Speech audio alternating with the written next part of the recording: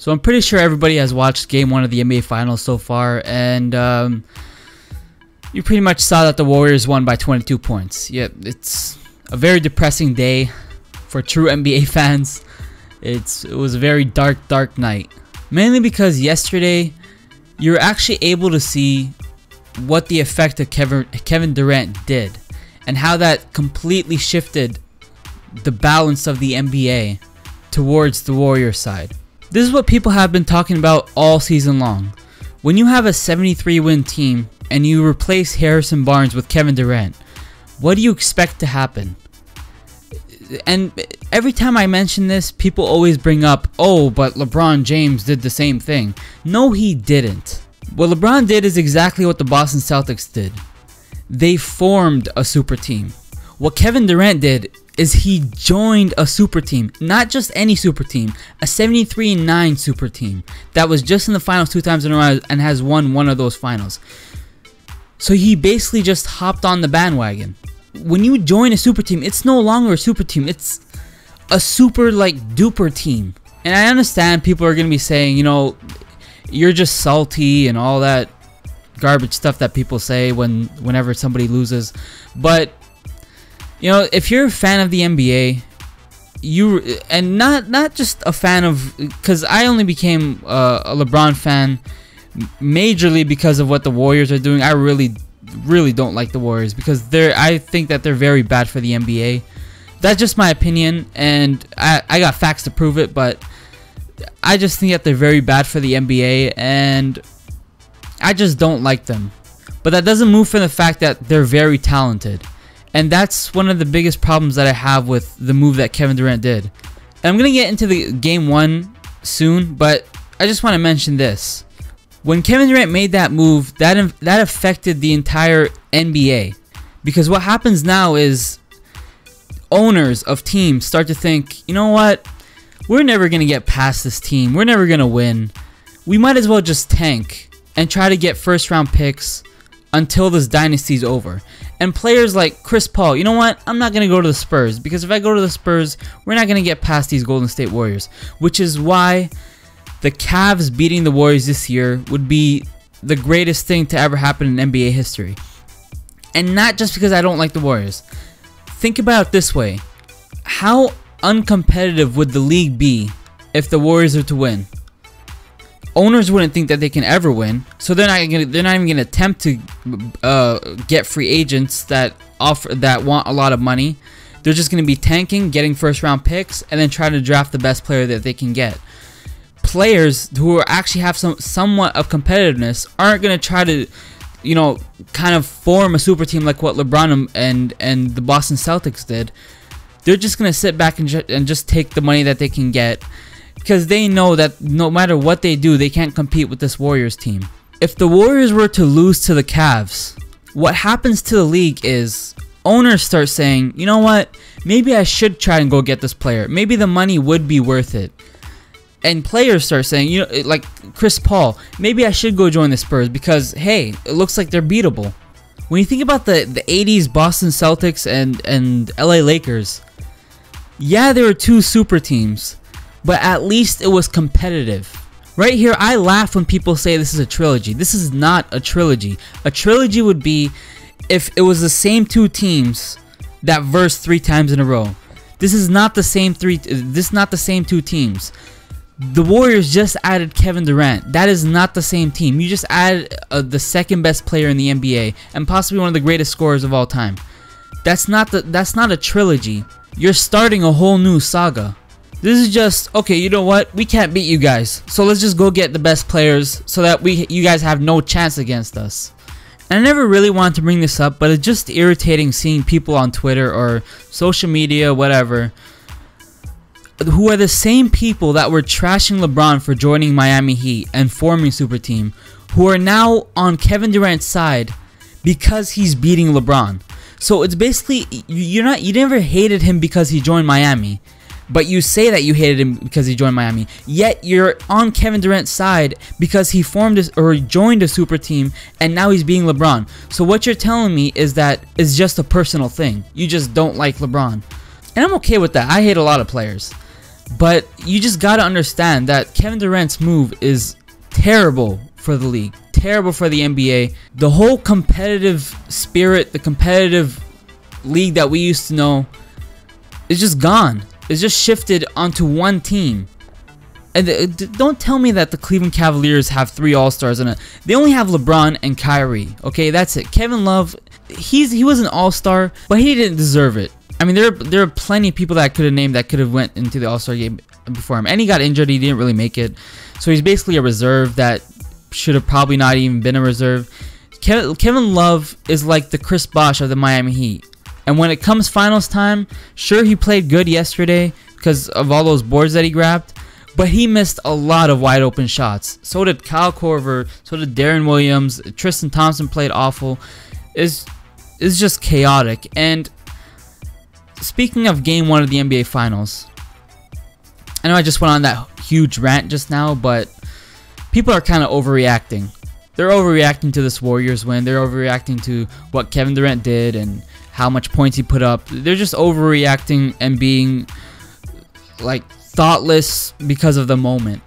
Yeah, they won by 20 plus, but I can point out a lot of things that Cleveland could have easily not done, and it would have completely changed how the result was, or how the final score was. First thing you can point out is turnovers. Okay, the Cavs had 20 turnovers and the Warriors had 4. That can't happen. That cannot happen, especially knowing that the Warriors are known for turning the ball over, and the Cavs, I can't remember the last time they turned the ball over 20 times. You gotta clog the paint. You can't let them get into the paint that easily. Kevin Durant had like 6 dunks where it was just a wide open like red carpet lane to the basket. It's like J.R. Smith was his entourage and just escorting him to the basket for a free dunk. I don't know what they were doing on defense, and I'm pretty sure they're gonna fix it. I'm not gonna overreact to it. They're gonna fix their mistakes, and if they can do this one thing, if they can steal Game 2, it can kind of become a series. I still think that the Warriors are gonna win because the talent on the Warriors is just completely unfair. Not unfair in a salty way. It's just legitimately unfair. And if Kevin Durant joined the Cavs instead of the Warriors, the same people that are defending Kevin Durant right now would be trashing Kevin Durant if he went to the Cavs. Let's be serious now. But anyways, I'm not gonna mention last year because this is a mistake that a lot of people do. The Warriors will win, and then they'll say, oh, but last year, the Cavs lost the first 2, and they went down 3-1, and then they came back. This is not last year. I hate when people say that. Every game matters. If the Cavs go down 2-0, there's not a guarantee that they're going to win Game 3. If they go down 2-0, they can easily win Game 3, and they'll be down 3-0. And if you're going to tell me they can come back from 3-0 because they came back from 3-1, you're an idiot. If they go down 3-0, at most, it's going to go to 5 games. At most, if not getting swept. So winning Game 2 is very important, because not only would that make a momentum change, that'll also mentally put some more pressure on Kevin Durant. Because right now it's been all, sunshines and rainbows for Kevin Durant. You give him one loss, the pressure instantly gets on him. They need to try to do whatever, even if you win by 1 point in Game 2. You win that game, and you have a high chance of winning Game 3. You win Game 3. Now, all of a sudden, the momentum is all on the Cavs side. All of it. Now you can afford to give up Game 4. It's not good giving up Game 4. You gotta win every single game you can get. But if you give up Game 4, it's not gonna be, oh my god, the world's ending. All you gotta do from then is just steal one game on the road. And I'm pretty sure the Cavs can do that. I'm not saying any of this can happen. The Cavs can easily lose the next game, and they can easily lose Game 3 after that. But I'm just speaking hypothetically. And if you guys watched my video where I explained why the Warriors are unstoppable, exactly what I said in that video happened yesterday in Game 1. I said the number one priority they need to do is guard them when they're coming back in transition. Those fast break points are the most crucial points that you got to defend, because that just changes the entire momentum. They dunk it, did what Kevin Durant did in transition. All of a sudden the crowd's involved. Then you start slouching. You start giving careless passes, which they did. They turned the ball over 20 times. Then they start just dashing up the ball from wherever, which they also did. And the whole game just goes chaotic if you can't guard those fast break points when they're coming back in transition. That's the most important thing that you can ever do against the Warriors. If you can't do that, kiss your chances goodbye, because you're not going to win. You're going to get swept if you can't stop those fast breaks. And it's always, always, always the third quarter where the Warriors dominate most. When the Cavs come out at half, the first thing they got to do is put in their minds that the Warriors are going to come out swinging in the third quarter, because that's their strongest quarter. They're probably the best third quarter team I've ever seen in my entire life. When they come out in the third quarter, they just go on a quick 10-0 run. They always do that in the third quarter. If you can sustain the third quarter runs that they get, you can survive against the Warriors, because when it comes to the fourth quarter, they're not really that strong. So you just gotta survive that third. Because if you watch the first two quarters, they were only down 8 points, which is okay. That's decent. As the first 3 minutes of the third quarter, all of a sudden they're down 20. Just like that. The third quarter, I don't know what it is. I think they give them crack during the halftime, or I don't know. They give them steroids at halftime. I don't know what it is, but they just come out from halftime and they just completely demoralize the enemy whenever they come out of the break. So you got to survive the third quarter, and you got to try to pull out, be a trooper, take away their runs, get stops, go back and get buckets, and then come back and get stops again. If you can't get stops, you won't win against the Warriors. That's what you got to do, and that's the only way to win. So game 2, I'm expecting them to come out a lot better. I expect them to lower their turnovers. I expect LeBron to be a little bit more aggressive, even though he was kind of aggressive, but just a little bit more aggressive. And I expect the bench to do something. 5 players cannot combine for 3 points.